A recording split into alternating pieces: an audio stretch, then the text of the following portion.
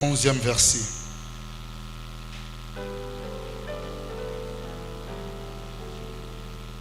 J'ai lu au nom de Jésus.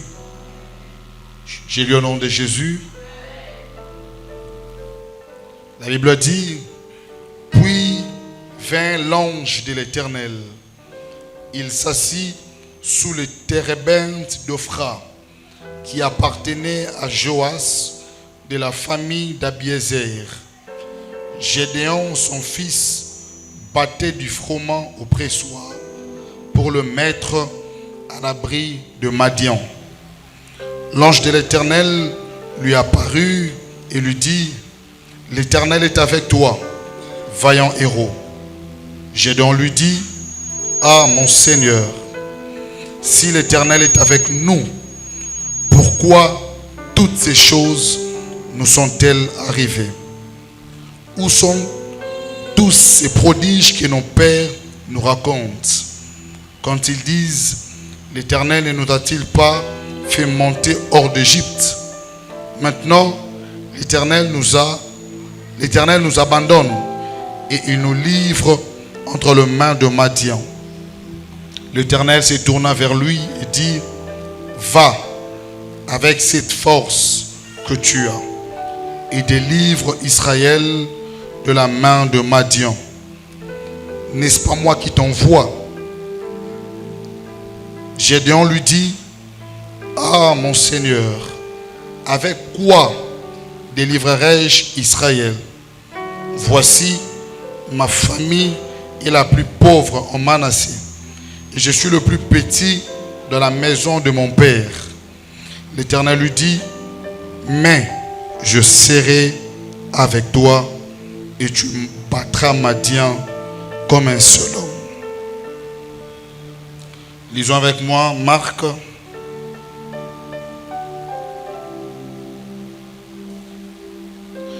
chapitre 10.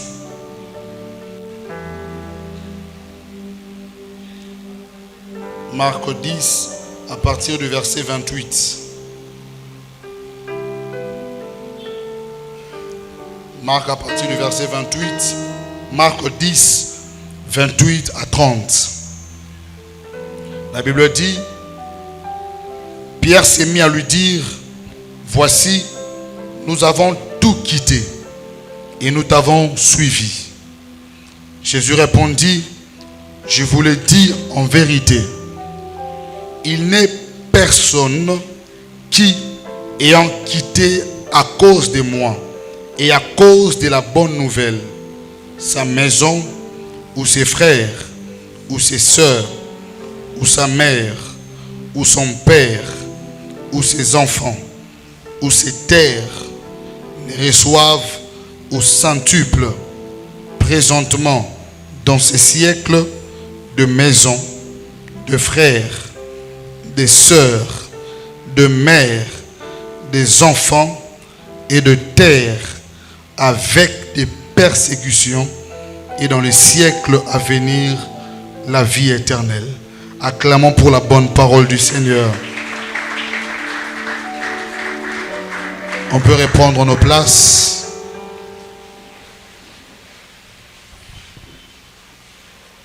Je dis encore bonsoir à tout le monde. Une fois de plus, bienvenue à notre 11e jour de prière. Et je prie que la grâce de ce soir ne te rate pas au nom de Jésus. Je ne cesserai de remercier le Père, notre Père qui nous donne l'opportunité de nous tenir du haut de cette chair. Et je prie que toi qui es là, que Dieu te bénisse abondamment. Alors, comme je l'avais dit hier, ne portez pas rigueur à ma voix. J'ai quelques touches qui ont transformé ma voix. Mais focalisez-vous sur la grâce de Dieu. C'est ça le plus important. Amen. Je me suis réveillé le matin, je ne pouvais même pas parler. J'ai dit à Dieu, non, j'ai un programme ce soir, je ne peux pas annuler ça. Que ma voix soit délivrée au nom de Jésus. Et ce soir, j'ai commencé d'abord à conquérir ma propre voix. Et je sens que les indicateurs sont bons ce soir. Oh, je disais à quelqu'un, les indicateurs sont bons ce soir. Alors, par la grâce de Dieu, nous allons prendre un grand moment de prière. Et depuis hier, dans ce grand thème qui nous a été donné par la grâce de Dieu, les êtres brûlants, Seigneur, envoie-moi comme un feu. Et depuis hier, on a commencé un sous-thème qu'on a intitulé « Envoyé pour conquérir ». Tel était le sous-thème, par la grâce de Dieu, qu'on a débuté depuis hier. Et nous allons continuer à l'exploiter. Et c'est ça qui fera notre sujet de prière de ce soir. Est-ce que tu es prêt à décoller avec moi? Est-ce que tu es prêt? Si tu es prêt, est-ce que tu peux acclamer très fort pour le Seigneur?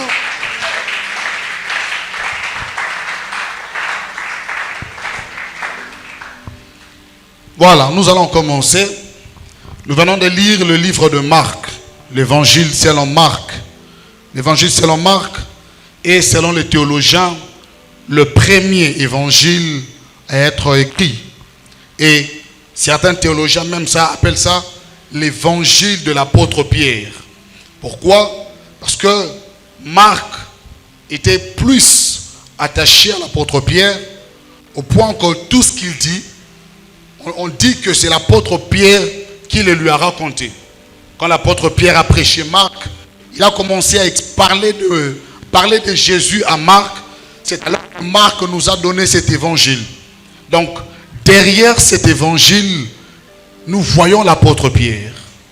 Alléluia. Et ces passages de la Bible, ces passages de l'évangile de Marc, a attiré mon attention ces derniers temps.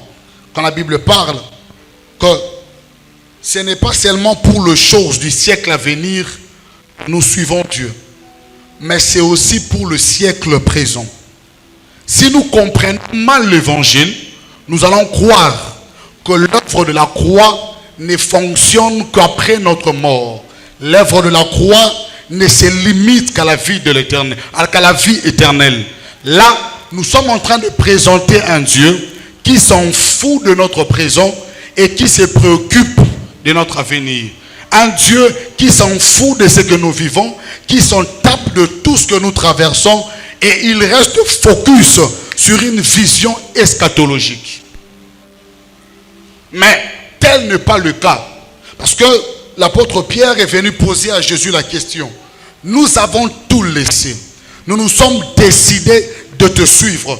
Parce qu'à un moment donné, entre les apôtres, il y a eu une guerre de positionnement. Il y a eu une guerre de positionnement au point que Salomé va venir avec ses deux enfants, Jean et Jacques, pour dire à Jésus, bon, quand tu seras dans ta gloire, que mes deux fils ici soient l'un à ta gauche, l'autre à ta droite. Ce que vous ne savez pas, c'est que Pierre était là, il a vu. À savoir que Salomé, c'est une parente de Jésus. Salomé, c'est une sœur à Marie. Le fait que Salomé vienne dire ça à Jésus, Pierre a remis au tal à l'obéi. Peut-être c'est devenu une coterie. Peut-être je suis en train de tout laisser pour des lourds comme la famille. Parce que mère yo azui idenini et l'on est matie ame mabana naye pas l'obake yo zala na gauche yo zala na droite. Parce que biso bao na kopo to ena ndegote to ena rondima to rozwa nini. Vous voyez? En fait, c'était ça, la chose qui passait sur la tête de Pierre. Parce que c'est pas n'importe qui. Salomé vient avec ses deux enfants. Morad à la gauche, Moussou à droite. Biso baoyo mikolo boye. A responsable totiri bana, totiri na misala, torozwanini. Et c'est alors que Jésus va donner la plus grande révélation. C'est que l'œuvre qu'il vient accomplir, ce n'est pas seulement pour la vie éternelle. Ce n'est pas seulement que nous allons les recevoir lorsque nous allons quitter cette terre. Non, ça commence à partir du jour où nous avons cru. Alléluia. Sinon, si tel était le cas, alors Jésus fallait nous prendre le jour où on t'a accepté comme Seigneur et Sauveur. Si l'œuvre de la croix, si l'histoire de salut que nous prêchons doit se définir qu'à la vie éternelle, qu'à la vie après mort, c'est que sur la terre, continuons à mener notre vie comme nous voulons, parce qu'on va se retrouver que de l'autre côté. Si tout ce que Jésus a fait, tout ce qu'il a accompli sur la terre, ne consiste qu'après notre mort, c'est qu'on doit fermer les églises et attendre à ce que chacun meure. Parce que j'aurais préféré dire à Jésus, à la place de me laisser ici sur terre, Zouanga, kende nanga lola mbala moro. Mais si Jésus, après avoir cru avec lui, en lui, après l'avoir accepté, il nous laisse encore sur la terre, c'est que l'œuvre de la croix ne nous attend pas. L'œuvre de la croix est déjà là, le royaume de Dieu est déjà en action. Voilà pourquoi Jésus a dit à son temps, si c'est par le doigt de Dieu que je fais toutes ces choses, sachez-le que le royaume de Dieu ne viendra pas. C'est déjà parmi vous. Alléluia. Si c'est par le doigt de Dieu que je fais toutes ces choses, c'est que le royaume de Dieu est déjà parmi vous. Or, si le royaume de Dieu est déjà parmi nous, c'est que tout ce que nous recevons du royaume est déjà disponible. Alléluia. C'est que tous les acquis de la croix, tous les acquis de l'œuvre de la rédemption de Jésus-Christ, nous ne l'attendons pas. Il est temps que nous commencions à les vivre. Parce que le royaume de Dieu est déjà là. C'est-à-dire, on n'attend pas un jour où nous allons entrer dans le royaume. Nous sommes déjà dans le royaume. Quelqu'un me comprend ce soir? Alléluia. Voilà pourquoi nous sommes en train de parler de la conquête. Parce que nous ne sommes pas en train de conquérir ce que nous n'avons pas. Nous sommes en train de conquérir ce que Dieu a mis à notre disposition. Écoutez le piège que Marc a mis dedans. Il a dit, vous allez recevoir tout ce que vous avez perdu au centuple, mais avec persécution. C'est là maintenant que tout commence à devenir compliqué et bizarre. Il dit, de maison, vous allez les reprendre. De frères, de sœurs, des enfants, de terres, vous allez la voir. Vous allez la voir. Avec persécution. C'est-à-dire, Dieu est en train de mettre à notre disposition tout ce qui nous est réservé. Mais ce n'est pas d'abord un acquis. C'est à nous d'aller le conquérir. J'aimerais dire à quelqu'un, l'œuvre de la croix donne l'argent. L'œuvre de la croix peut donner le mariage. L'œuvre de la croix peut donner tout ce que tu as besoin. Alléluia. Si tu doutes, le jour où Jésus est ressuscité, la première personne à vivre les retombées de la croix, ce n'était pas encore les apôtres. La première personne à vivre les retombées de la résurrection de Jésus n'était pas même le gens de son église. Qu'est-ce que la Bible dit? Le jour où on enterre Jésus, le souverain sacrificateur vient. Il dit à Ponce Pilate qu'on mette des gardes à sa tombe. Ponce Pilate a dit, mais il est déjà mort, qu'est-ce que vous voulez? Non, il est mort, oui, mais il a dit qu'il va ressusciter le 3e jour. L'homme est mort, mais ces gens-là ne combattent plus l'homme, ils combattent la parole de l'homme. Il est déjà décédé. Nous voulons l'enterrer. Mais pourquoi voulez-vous mettre des gardes pour un cadavre? Ils disent, c'est pas ce qu'il a dit. En réalité, les gardes ne vont pas veiller sur le corps. Ils vont veiller sur l'accomplissement de la parole. Or, l'accomplissement de la parole de Dieu, pour aucun homme ne peut l'arrêter. Parce que ces jours-là, la Bible dit, lorsque Jésus est ressuscité, ces gens-là ont fouillé la tombe. Ils sont partis voir le souverain sacrificateur pour lui dire que la parole que tu nous as mis dedans pour aller combattre, elle s'est quand même accomplie. Nous avons échoué. Pour la première fois, je vois quelqu'un qui a échoué dans sa mission, lui donne de l'argent. La Bible dit ces jours-là, on leur a donné une importante somme d'argent. D'autres versions disent, on leur a donné de l'argent pour qu'ils ne puissent rien manquer. Tous à la sincère. Tout na yo to peso combien pour ça nga sur l'oroté. Ce que bambil awana ba chaki ba ba surveiller tombe. Bible lobi ba pesi bango mbongo pour bazanga sur l'oroté. Eli koloba banfwami. Ce que to tuni mbila wana on voit melinini. Imaginez qu'on rencontre ces soldats dans la cité. On lui demande, mais yo te moni on voit mais bizarre. Quel est le secret de ta richesse? Son secret sera quoi? Jésus est ressuscité. Quelqu'un me comprend? C'est-à-dire, Jésus est ressuscité, ces gens-là sont devenus riches. Mais ce que j'aime encore, c'est que malgré qu'on leur a donné de l'argent, la nouvelle s'est répandue encore plus rapidement. Pourquoi? Leur richesse révélait la résurrection. Alléluia. Bon, voimelinini, Yesu a sécoui. Si la résurrection de Jésus-Christ peut enrichir de personnes qui ne l'ont ni entendu, ni cru en lui, ni marché avec lui, à combien plus forte raison, nous qui sommes là matin, midi, soir, à chercher sa face, à marcher à sa parole. Alléluia. Alléluia. Ce que j'aimerais dire à quelqu'un ce soir, nous allons conquérir ce que Dieu nous a donné dans le royaume. Nous allons conquérir ce que Dieu nous a donné par l'œuvre de la croix. Nous allons conquérir ce que le Père a mis à notre disposition. Alléluia. Parce que c'est notre héritage. C'est à nous d'en jouir. Écoute ce que la Bible dit à cette femme dont l'enfant était possédé. La femme vient voir l'enfant, fait voir Jésus pour son enfant qui était possédé. Jésus lui dit, mais pourquoi prendre les choses réservées aux enfants pour les donner aux chiens? C'est la réponse de la femme qui tique même Jésus.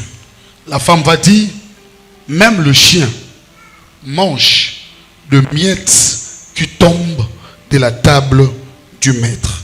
Jésus a dit, waouh, quelle foi. Quelle foi. Cette femme ne suivait pas Jésus. Elle est venue parce qu'elle avait besoin d'un miracle. Cette femme n'était pas membre de l'église de Jésus. Elle était venue juste pour chercher quelque chose. Maintenant, je suis en train de réfléchir. Si le miettes peuvent donner la délivrance, qu'en est-il du pain? Si le miettes peuvent donner la délivrance, qu'en est-il du pain? Oh, nous ne sommes pas des chiens, nous sommes des enfants. Les enfants ne mangent pas de miettes, les enfants mangent du pain. Alléluia. C'est que Dieu m'envoie dire à l'église aujourd'hui. Allez-y, entrez en possession de votre héritage. Alléluia. Va, entre en possession de cet héritage. Parce que c'est à toi. Si le mien peut donner la délivrance, si le mien peut donner l'argent, si le mien peut donner tout ce que cette femme pouvait chercher, qu'en est-il du pain? Frères et sœurs, nous sommes dans la génération de ceux qui doivent manger le pain. C'est notre héritage. Alléluia. Alléluia. Et il y a une chose, on va prier. La Bible dit, c'est Jésus qui parle encore. J'aime Jésus. Il a dit, la moisson est grande, mais il y a peu d'ouvriers. La moisson est grande, mais il y a peu d'ouvriers. Priez au maître de la moisson d'envoyer qui? Des ouvriers. Parlons-nous en face. Jésus. Le maître de la moisson ne sait lui-même pas qu'il y a peu d'ouvriers. Si nous, on doit prier pour que lui envoie des ouvriers dans sa moisson, ne l'a-t-il pas lui-même constaté?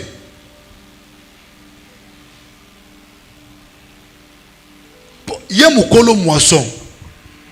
Alobi, bino, bosambela. Pour mukolo moisson, atinda basali. Et lui-même le maître de la moisson, ne l'a-t-il pas remarqué? C'est là que j'ai compris le piège de Jésus là.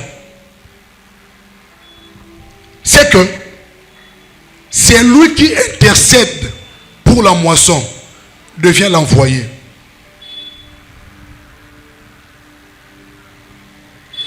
C'est lui qui intercède pour la moisson, devient l'envoyé.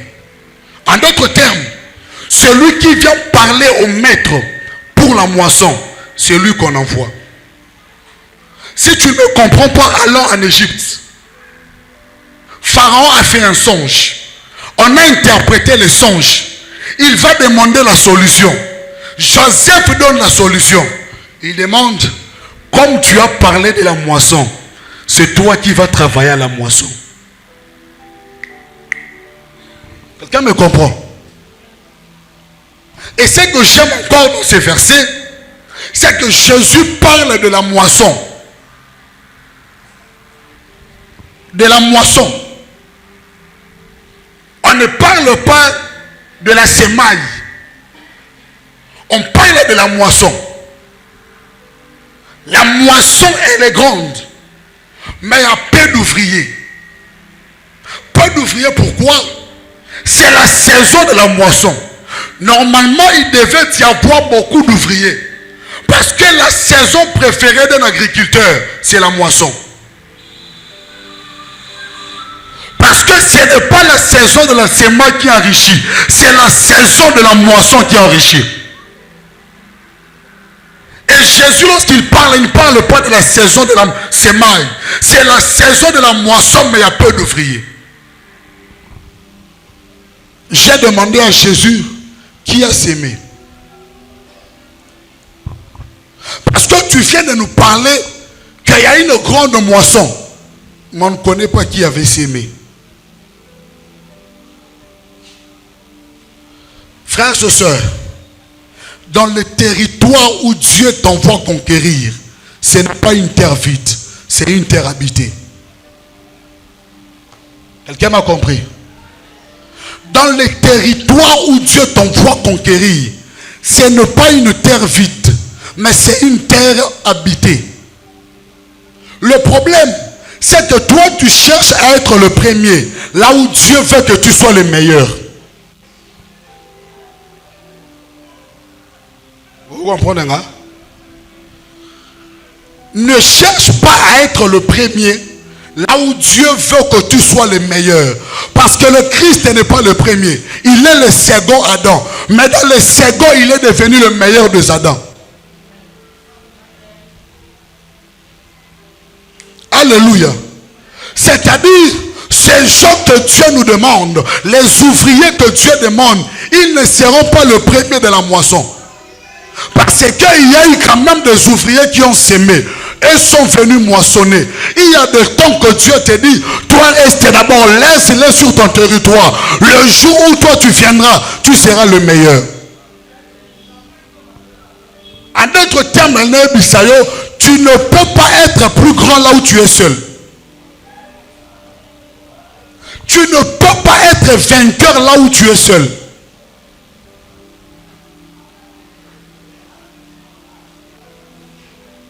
C'est-à-dire, il doit y avoir des gens qui sont venus avant toi. Et lorsque toi tu viendras, tu seras le meilleur. Dieu ne veut pas que tu sois seulement le premier, que tu sois le meilleur. Peu importe le temps que tu viendras, que tu sois le meilleur au nom de Jésus. C'est-à-dire, il y a des gens qui ont sémé, d'autres viennent moissonner. Laisse-moi te dire, là où Dieu t'envoie, dans le territoire de ton influence, il peut y avoir des gens qui te précèdent, mais cela n'annule pas tes exploits. Va et tu seras le meilleur. À un moment donné, je me demande, mais Dieu, pourquoi Israël devait rester 400 ans, 430 ans en Égypte? Dieu me dit, c'est normal. Pendant ces temps, pendant que eux construisaient l'Égypte, il y avait des gens qui construisaient la terre promise. Dieu savait qu'une terre promise, c'est une terre promise. Ils n'auront plus besoin de faire beaucoup d'architecture. Ils n'auront plus besoin de beaucoup arranger la terre. Parce que quand ils viendront, ils trouveront cette nation qui ont déjà travaillé pour eux. Est-ce que je peux dire à quelqu'un que Jérusalem est une ville bâtie par les Jébusiens? Le fait qu'il soit le premier n'annule pas que Israël possède la terre. J'aimerais dire à quelqu'un ce soir, va avec la force que tu as. Peu importe celui qui est devant toi, la place n'est pas importante. C'est la qualité qui est plus importante. Ce n'est pas la place, c'est question de la qualité. Je peux être le 5e, je peux être le 6e, mais le 6e qui efface le premier. Je connais une femme qui a mis au monde un seul fils, mais qui a fait taire l'histoire de celui qui a enfanté avant elle. Je parle de Anne. Anne, même si ta rivale, comment elle s'appelle encore? Pénina. Même si Pénina enfante devant toi, ce n'est pas un problème. Même si elle a beaucoup d'enfants, ce n'est pas un problème. Ce n'est pas le nombre qui détermine la grandeur. C'est la qualité qui détermine la grandeur. Un seul enfant a fait taire l'histoire de Pénina dans la Bible. Après la naissance de Saül, de Samuel, on ne parle plus de Pénina. J'aimerais dire à quelqu'un ce soir, va avec la force que tu as. Va avec la force que tu as. Parce que le feu en toi, c'est ce qui te donne de l'excellence. Le feu en toi, c'est ce qui te distingue. Est-ce que je parle à quelqu'un ce soir? Est-ce que je parle à quelqu'un ce soir? Voilà pourquoi Dieu t'appelle à Adoulam. Il veut te travailler. Il veut te charger. Il veut te communiquer le feu. Parce que là où tu iras, tu ne vas pas aller faire n'importe quoi. Tu dois aller en conquérant et pour conquérir. C'est que je voudrais dire à quelqu'un, après cette retraite, va faire les exploits. Dieu est avec toi. L'exploit parce que Dieu va te rappeler le programme d'Adoulam. Comment je t'ai chargé, comment j'ai mis le feu en toi, afin que tu fasses les exploits. Va avec la force que tu as. C'est ce que l'ange dit à Gédéon. Gédéon, tu pleures parce que tu regardes un passé glorieux, un présent sans forme, avec un futur sombre. Il y a des gens comme ça. Quand tu regardes derrière, tu vois les exploits. Une belle histoire.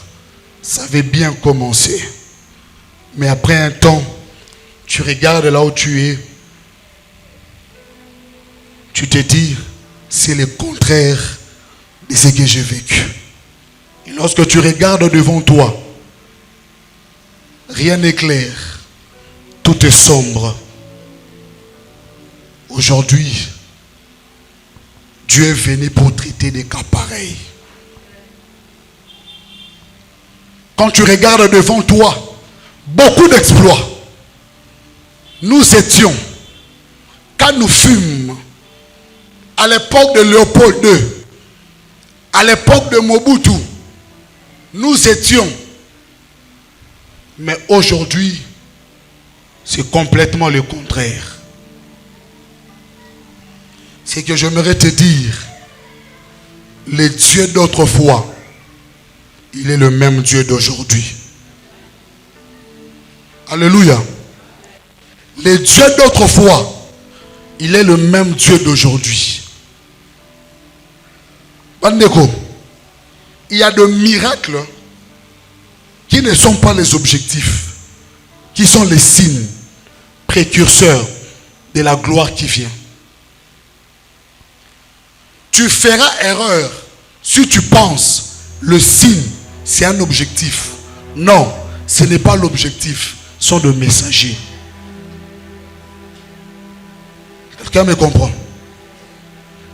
C'est comme cet ange qui est apparu chez Corneille. Il était un signe pour t'envoyer quelque part. Ne t'attache pas à l'ange. Il vient t'annoncer quelque chose. Va à l'objectif. Moni, mutana vi nae. Ba signe. Et là n'est moroté. Pas na ngai rosa normal. Pas na yo. Il a signe. Tu pries, tu pries, tu pries, tu pries. Tu as besoin d'argent, tu pries. Moi, on t'appelle na Cop Moroboe. Où tu dois gagner 10 000 $. Tu arrives. Et qui est bien, et qui est bien, et qui est bien. À 95%. Ça échoue. Tu dis Dieu t'a abandonné. Non. C'est un signe. Quelqu'un me comprend? C'est un signe. C'est un peu comme quand Jésus ressuscite Lazare. Il a dit, vous voyez Lazare, il va encore mourir. Ce n'est pas que ce que j'ai fait sans impact. C'est un signe qu'après votre mort, il y aura une vie éternelle. Certaines choses ne regardent pas comme un échec. Regarde ça comme un signe. Moni ezala batu misusu ba mesana ba kumba ba ona mituka. Mais yo mutu na ndaku na bino bosomba ta moteur te. Na bosomba ta ba jante te. On se retrouve quelque part bizarrement. On te conduit dans une voiture oyo mona ngona Facebook. Tu t'assois dedans. C'est normal. Mais pour toi, c'est un signe de là où tu vas.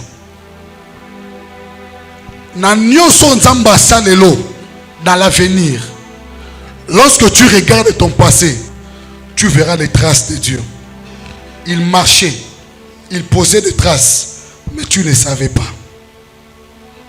Je vais dire à David, David, yokaka tata mingi.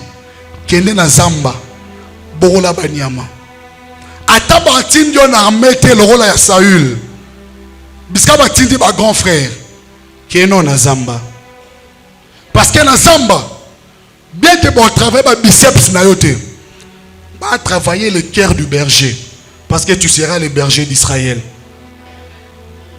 Il a travaillé son cœur de berger au point qu'il était capable de donner sa vie pour des animaux. Aucun de kobundana ours, aucun de kobundana lion. Non, le cœur du berger était en train d'être travaillé. Et lorsque son temps est arrivé, Dieu a dit, j'ai choisi l'homme selon mon cœur. David a quand il parlait à la roca Nzambe et combien d'indemnités, ça a commencé quelque part. Des signes. Tu pensais que c'était de l'humiliation. Non, c'était des signes. Parce que quand Dieu marche avec toi, il laisse toujours des traces. Il laisse toujours des traces. Yawana apprenez à glorifier Dieu même pour des signes. Parce que ça annonce que sa parole n'est pas encore énoncée. C'est toujours d'actualité. Ils ont ma place au côté en haut. C'est normal. Tout le monde peut entrer. Mais pour moi, on m'appelle. Je suis parmi les premiers arrivés ici. Ce sont des signes. Pour moi, c'est normal. Mais pour moi, il y a un signe. Alléluia. Parce que partout Dieu t'amène, il y a de traces qui manifestent que celui-ci ira loin. Celui-ci ira loin. Les gens là Babylone se sont bien en échec, et échec ils assignent. Dieu est en train de te travailler. Parce que tu as un cœur de conquérant. Et ça le rôle à Jérémie. Lorsque Dieu vient, l'ange dit, tu es un vaillant héros, vaillant guerrier. Jérémie, Gédéon dit, mais Seigneur, vaillant guerrier, ça vient d'où ça? C'est que Gédéon, tu ne comprends pas. C'est que le travail de battre les froment, c'était un grand travail qui demandait une force musculaire. Des deux, ce n'était pas le travail d'une seule personne à l'époque. Ils allaient que Moussala et Batoumi parlaient de Misatu. Parce que ils allaient que Moussala et Makassi. Or, ils ne savaient pas que pendant qu'ils tournaient là, Dieu était en train de travailler les vaillants héros. Pendant que lui, il était en train de battre les froment, Dieu était en train de travailler les champions de la nation. Pendant que lui, il pense que c'est l'humiliation, c'est l'abaissement, c'est la faiblesse, Dieu dit, c'est de l'entraînement pour la grande victoire.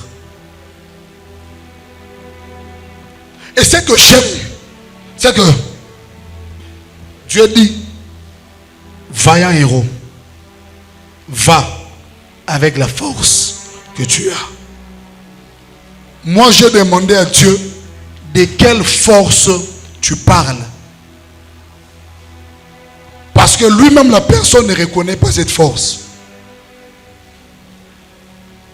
Et deuxièmement, si le muscle de Gédéon est travaillé, est-ce que cela suffit pour aller battre Madian? C'est alors que Dieu me révèle quelque chose. En réalité, lorsque l'ange dit à Gédéon, vaillant héros, en d'autres termes, il y avait une transformation d'identité dans Gédéon. Parce que on a collé à Gédéon le nom de Dieu. Vaillant héros en hébreu veut dire Gibor Haïl. C'est-à-dire un homme puissant depuis sa naissance. Or, les Gibor, c'est un des noms de l'Éternel annoncé par Esaïe lorsqu'on prophétisait sur le Messie.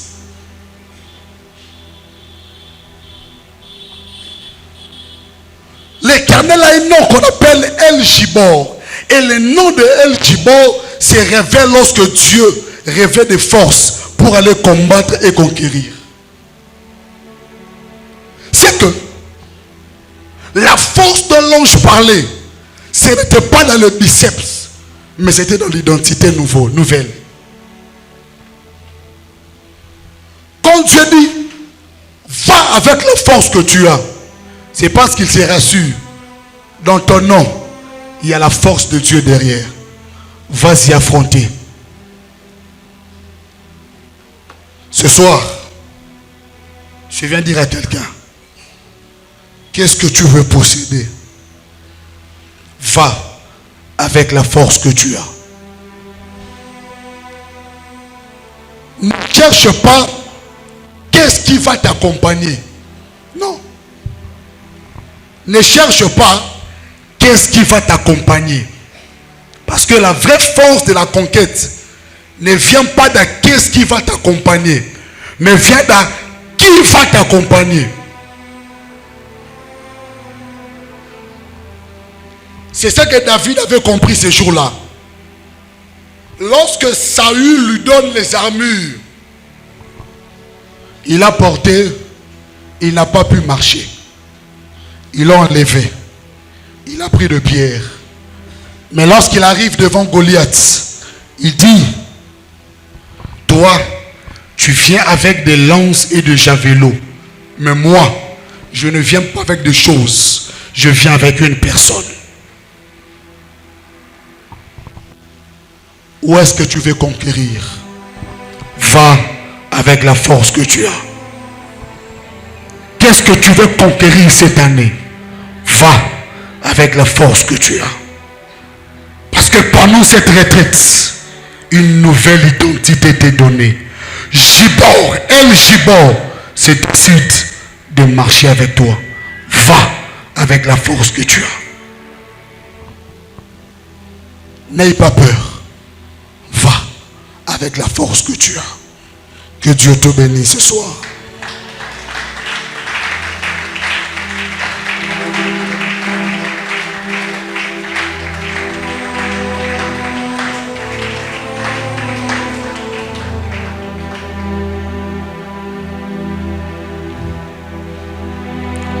Ces choses nous appartiennent.